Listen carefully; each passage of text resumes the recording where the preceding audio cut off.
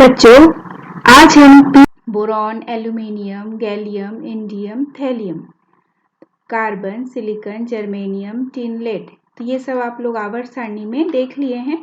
अब इनको याद कैसे रखना है, हम इसको याद रखने के लिए कुछ ट्रिक सीख लेते हैं बच्चों। सबसे पहले हम नाइट्रोजन, जो ये हमारे कोर्स में नाइट्रोजन फैमिली से है, 15 group, 16 group, 17 group and 18 group. लेकिन इस पूरे पी ब्लॉक को यदि हमें याद रखना है, हम छोटे से ट्रिक के द्वारा इसको याद कर सकते हैं। जैसे 13 ग्रुप में boron, aluminium, gallium, indium, thallium, यानी बैगन, आलू, गाजर इन थैली। आराम से आपको यह याद हो सकता है, लेकिन आप ये याद करने के साथ साथ तत्वों के प्रतीक चिन्हों को भी याद रखेंगे। बैगन, आलू, गाजर इन थैली। इनके परमाणु क्रमांकों को याद रखना भी बहुत आसान है। हम जादुई ट्रिक के द्वारा ये याद रख सकते हैं। जैसे 5 में 8 जोड़ने पर 13, 13 में 18 जोड़ेंगे तो 31, 31 में 18 जोड़ेंगे 49, 49 में 32 जोड़ने पर 81। Carbon, silicon, germanium, tin, lead 14 group के एलिमेंट्स हैं। इसका जो ट्रिक है वो आराम से आप याद कर सकते हो। कहे शिव जी सुनो पार्वती, कहे शिव जी सुनो पार्वती। इसके भी परमाणु क्रमांक को हम आसानी से याद कर सकते हैं। एक जो मैंने सिखाया जादुई अंक के आधार पर, और यदि आपको स्थिति पता है कि 13 के बाद 14वां वर्ग है, तो यदि बोरॉन का 5 है तो चूंकि परमाणु क्रमांक के बढ़ते क्रम में पीरियोडिक टेबल बना हुआ है, तो 5 के बाद क्या आएगा 6, 13, 14, 31, 32, इंडियम 49, टिन 50, थैलियम 81, लेड 82। और अगर जादुई ट्रिक भी देखें तो 6 में 8 जोड़ने पर 14, 14 में 18 जोड़ने पर 32, 32 में 18 जोड़ने पर 50 और 50 में 32 जोड़ने पर 82। Nitrogen family, nitrogen, phosphorus, arsenic, antimony, bismuth. अगर हम इसको परमाणु क्रमांक एक एक बढ़ाकर कर दें तो भी बन जाएगा। कार्बन के बाद नाइट्रोजन है तो carbon 6, nitrogen 7, silicon 14, phosphorus 15, germanium 32, arsenic 33, tin 50, antimony 51, lead 82, bismuth 83। इसको हम जादुई अंक की सहायता से भी कर सकते हैं। नाइट्रोजन में 8 जोड़े 15, 15 में 18 जोड़े 33, 33 में 51 जोड़े 33 में 18 जोड़े 51, 51 में 32 जोड़ने पर 83।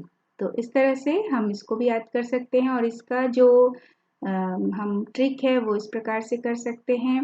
ना पास सब बकवास, यदि हम पास ही नहीं होंगे तो सब बकवास है। तो ना पास मतलब ये दोनों एक साथ ले लिए, PAS पास, सब बकवास। ऑक्सीजन फैमिली में आते हैं। ऑक्सीजन फैमिली को कैल्कोजन फैमिली भी कहा जाता है। तो oxygen, sulphur, selenium, tellurium, polonium. तो ऑक्सीजन के बाद भी नाइट्रोजन के बाद ऑक्सीजन है, तो एक एक यहाँ बढ़ा के इसको कर सकते हैं। अगर पोजीशन पता है हमें पीरियोडिक टेबल में ऑक्सीजन फैमिली का, कि ये पता है कि नाइट्रोजन फैमिली के बाद ऑक्सीजन आता है, तो हम एक एक परमाणु क्रमांक यहाँ जोड़ के भी कर सकते हैं आराम से याद। और या फिर हम जादुई अंक के आधार पर याद कर सकते हैं। पहले तत्व का मालूम है 8, 8 जोड़े 16, 16 में 18 जोड़े 34, 34 में 18 जोड़े 52, 52 में 32 जोड़े 84।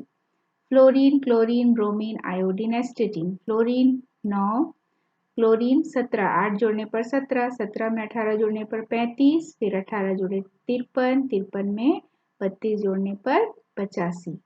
तो इसके लिए ट्रिक है, फिर कल बाहर आई ऑटो, फिर कल बाहर आई ऑटो। 18वां समूह या क्री गैसों का जो परिवार है, नोबल गैसों का जो परिवार है, उसमें helium, neon, organ, krypton, xenon, radon. यहाँ भी आप ट्रिक के आधार पर याद कर सकते हैं। 2 में 8 जोड़े 10, 10 में फिर 8 जोड़े 18, 18 में फिर 18 जोड़े 36, 36 में 18 जोड़ने पर 54, 54 में 32 जोड़ने पर 86। तो इसके लिए हम ट्रिक याद कर सकते हैं, हे नेता और कर्मचारी जीते रहो। हे नेता और कर्मचारी, हे नेता और कर्मचारी जीते रहो। चूंकि ये जेनॉन है तो जीते और रेडॉन के लिए रहो।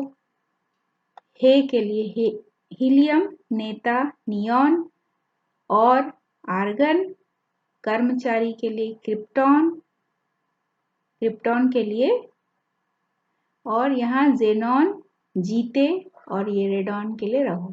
इस प्रकार हम बहुत ही आसानी से पी ब्लॉक के जितने भी एलिमेंट्स हैं उसके नाम को आसानी से याद कर सकते हैं और परमाणु क्रमांक को भी ट्रिक की सहायता से हम ज्ञात कर सकते हैं। पी ब्लॉक में आप सभी जानते हो कि धातु, अधातु और उपधातु होता है। ये जो बीच में डायगोनल है, ये जो दिख रहा है ग्रीन कलर, ये क्या है? मेटेलॉइड है या उपधातु है, जो कि धातु और अधातु को अलग अलग करती हैं। धातु और अधातु के बीच जो एक डायगोनल दिख रहा है ग्रीन कलर का, ये उपधातुओं का है। तो इस तरह से हम कलर के द्वारा यहाँ पर पहचान गए कि कौन कौन से यहाँ धातु हैं, कौन कौन से अधातु हैं। इस डायगोनल के इस तरफ बाईं तरफ जो भी है वो सब धातु है और दाहिनी तरफ जो भी है वो सब अधातु है। हीलियम यहाँ पर जो है वो अक्रिय गैस है और थोड़ा इसको अलग कलर दिखा दिया गया है।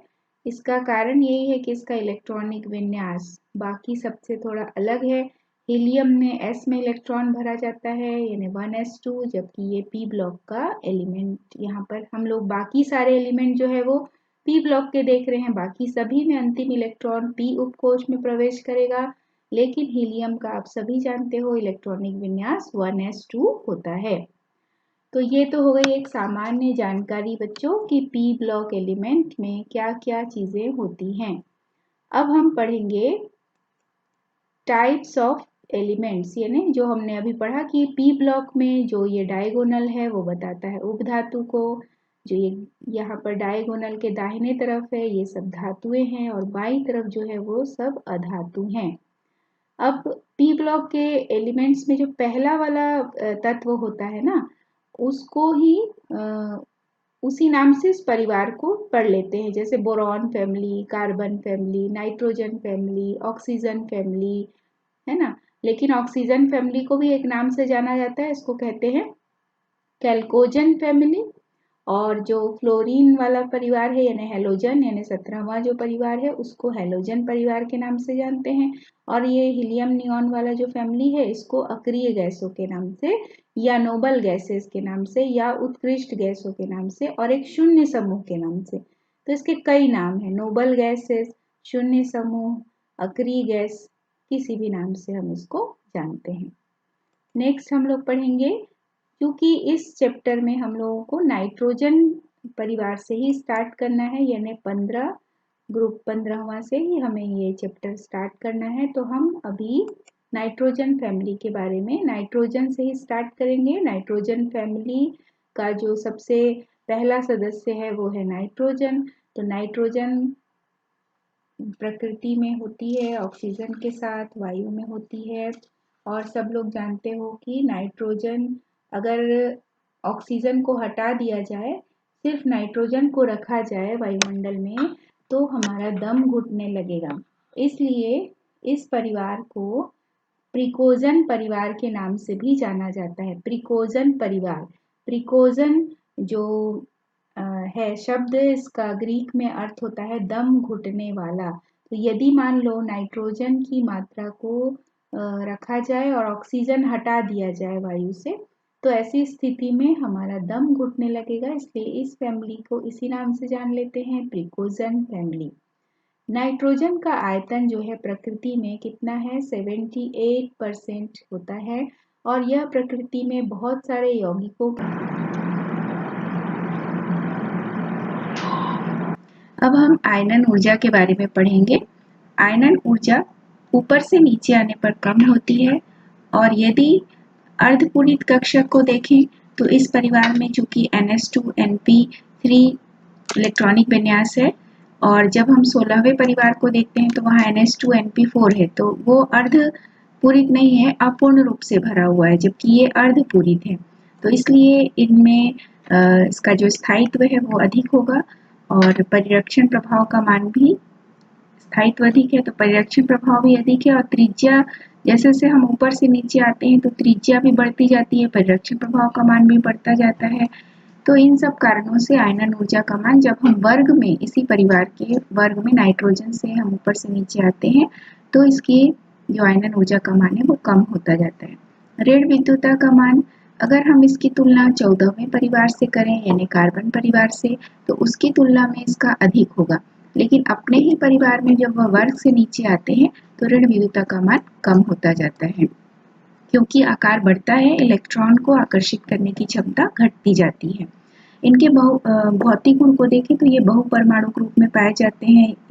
इसके जो तत्व हैं जैसे N2, P4 इस तरह से इनके क्वथनांक में वृद्धि होती है, गलनांक आर्सेनिक तक इसका बढ़ेगा, बिस्मथ तक घटता है, और नाइट्रोजन के अलावा बाकी सभी यह अपरूपता दर्शाते हैं।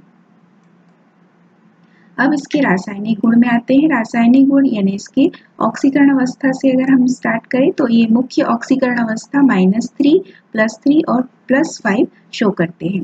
जैसे जैसे ऊपर से नीचे आते हैं तो चूंकि आकार बढ़ता जाता है तो इलेक्ट्रॉन को ग्रहण करने की क्षमता कम होती जाती है, तो इसलिए -3 ऑक्सीकरण अवस्था का स्थायित्व नीचे आने पर कम होता जाता है, और नीचे आने पर +5 का स्थायित्व भी कम होता है। तो इसका कारण है अक्रिय युग्म प्रभाव, जो हम पहले ही पढ़ चुके हैं कि अक्रिय युग्म प्रभाव क्या होता है। जब हम ऊपर से नीचे आते हैं पी ब्लॉक में तो जो भारी एलिमेंट्स होते हैं उनके NS के जो 2 इलेक्ट्रॉन हैं वो अक्रिय हो जाते हैं, उनकी अक्रियता बढ़ती जाती है, वो बंध बनाने में भाग नहीं लेते हैं, तो इनको अक्रिय युग्म कहते हैं।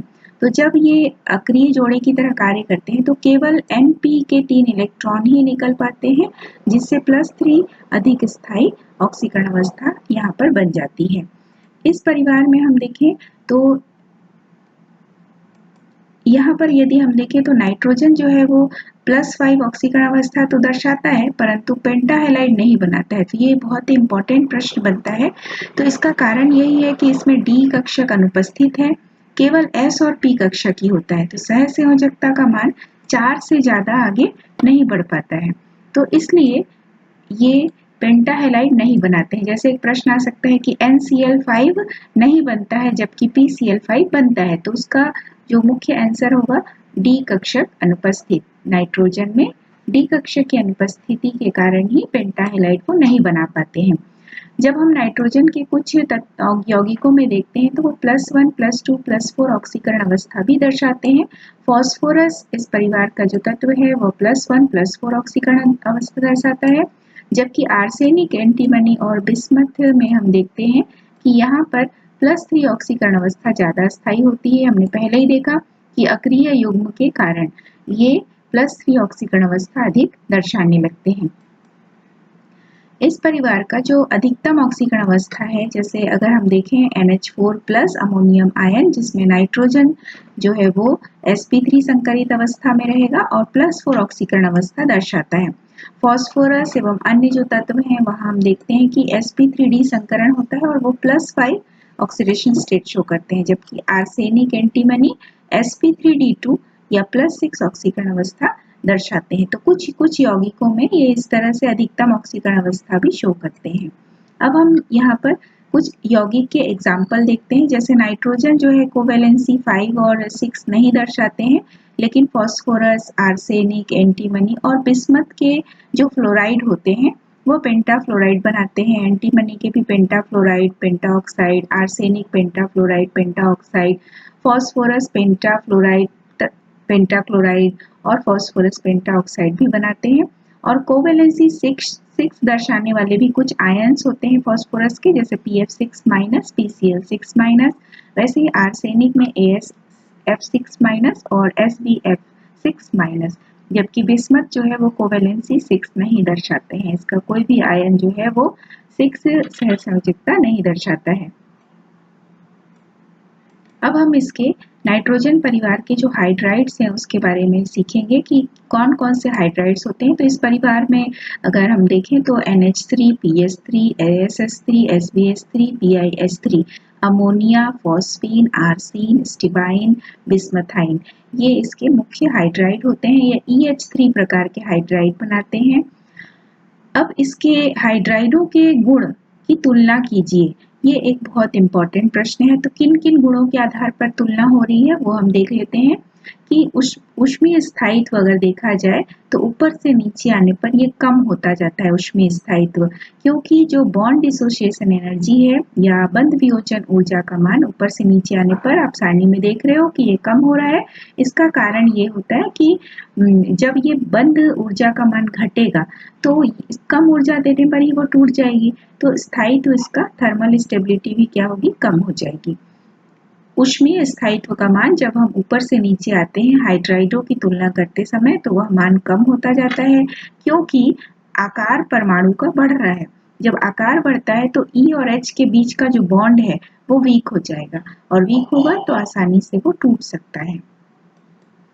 अब हम इन हाइड्राइडों की तुलना करें तो इसमें हम देखते हैं कि सारे जो हाइड्राइड हैं वो कोवेलेंट या सहसंयोजी नेचर के होते हैं, गैसियस होते हैं, गैसीय होते हैं रूम टेम्परेचर पर, और NH3 जो है वो पॉइजनस होता है। NH3 all these hydrides are poisonous in nature, मतलब NH3 के अलावा सभी जो हाइड्राइड हैं वो पॉइजनस होते हैं। और सभी जो इस परिवार के हाइड्राइड्स हैं वो इसको हम लोग इस तरह से दर्शा सकते हैं। बंध कोण का मान हम देखते हैं कि ऊपर से नीचे आने पर बंध कोण का मान कम होता जाएगा।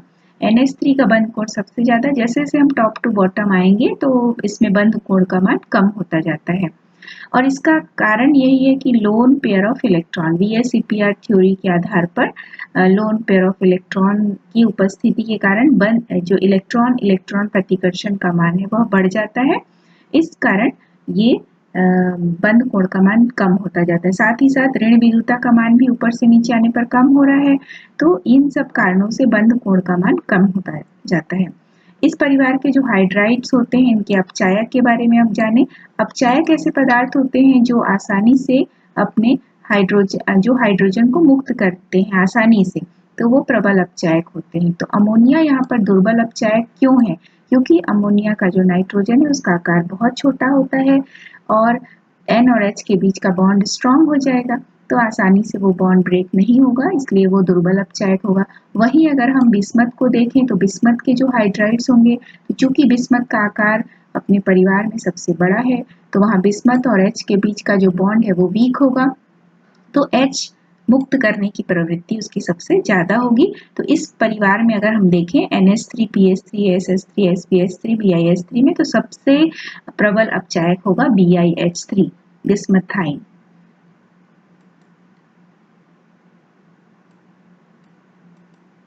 अब इसके हाइड्राइड के बारे में और थोड़ा सा जान लेते हैं कि इनके हाइड्राइड जो है वो हाइड्रोजन बॉन्डिंग होता है इसमें, इनके हाइड्राइड्स में ये इस तरह का स्ट्रक्चर होता है, और चूंकि ऊपर से नीचे आने पर आकार बढ़ता है तो MH के बंध ऊर्जा में क्या होती है, कमी आती है, और इस कमी के कारण जो ऊष्मीय स्थायित्व का मान है वह भी ऊपर से नीचे आने पर कम होता जाता है।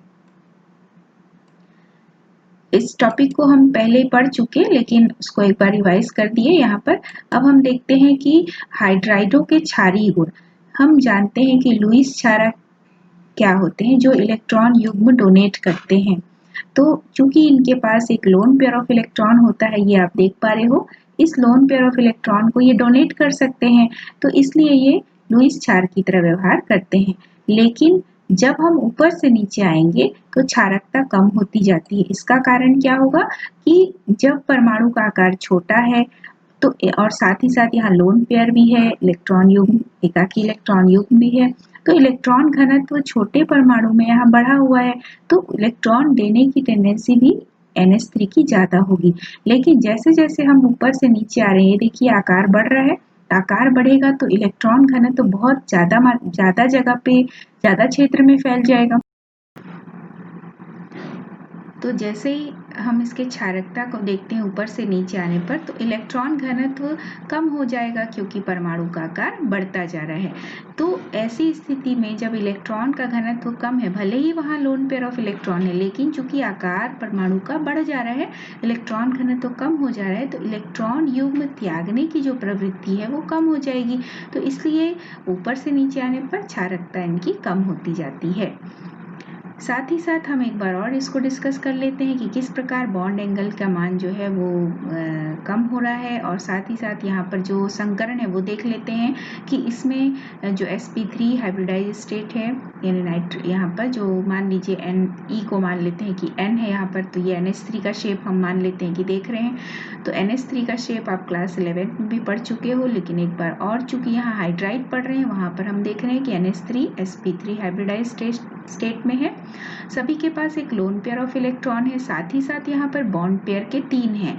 ये देखिए EH EH EH, यदि हम NH लें तो NH NH NH 3 है और एक ये बॉन्ड पेयर है। तो यहाँ पर किस तरह का रिपल्शन होगा, bond pair lone pair, lone pair lone pair, bond pair, फिर बॉन्ड पेयर लोन पेयर।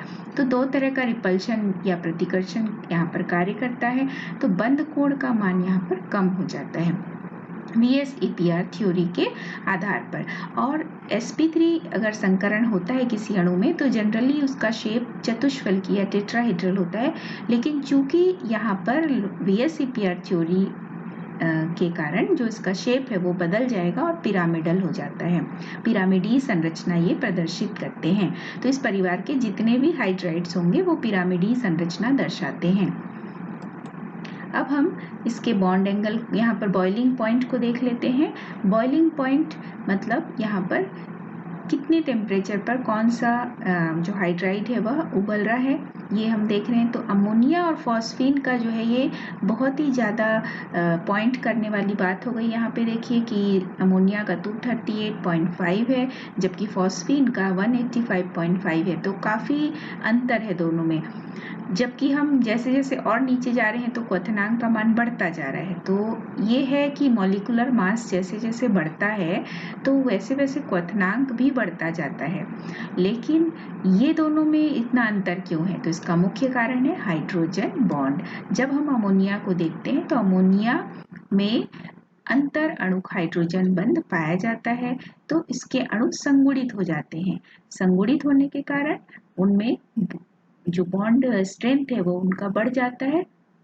इसलिए फॉस्फीन की तुलना में अमोनिया का क्वथनांक बहुत अंतर वाला दिखाई दे रहा है, बहुत ज्यादा दिखाई दे रहा है, क्योंकि अमोनिया के अणु हाइड्रोजन बॉन्ड के कारण संगुणित हो जाते हैं।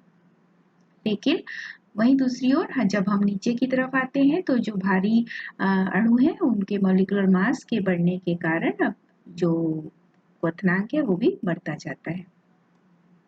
ये सारे जो हम लोग पढ़ रहे हैं ये सब इसके गुण पढ़ रहे हैं, मतलब नाइट्रोजन परिवार के जो गुण हैं, हाइड्राइडों के जो गुण हैं। VSEPR थ्योरी के बारे में हमने पहले पढ़ा कि नाइट्रोजन का आकार छोटा है, ऋण विद्युतता का मान अधिक होता है। तो यही सब कारण से इसमें बॉन्ड एंगल का मान जो है वो ये देखिए किस तरह से चेंज हो रहा है। बॉन्ड एंगल का मान 107 से होना चाहिए था 109 डिग्री 28 मिनट sp3 संकरण यदि है तो, लेकिन चूंकि यहाँ लोन पेयर बॉन्ड पेयर प्रतिकर्षण है तो बॉन्ड कोण का मान 107 डिग्री हो गया, और नीचे आते आते 94 डिग्री, फिर 92 डिग्री, 91 डिग्री। तो इस तरह से ये घटता जाता है। तो यहाँ VSEPR थ्योरी के अकॉर्डिंग ये सारी बातें हो रही है, जहाँ पर बॉन्ड पेयर लोन पेयर प्रतिकर्षण और बॉन्ड पेयर प्रतिकर्षण भी यहाँ पर हो रहा है। तो दो प्रकार का प्रतिकर्षण होने के कारण, आकार में वृद्धि होने के कारण, ऋण विद्युतता का मान ऊपर से नीचे आने पर कम होने के कारण बंद कोण का मान कम होता जा रहा है। तो ये तो हो गई कि नाइट्रोजन परिवार के हाइड्राइड की हम किस प्रकार से तुलना करते हैं।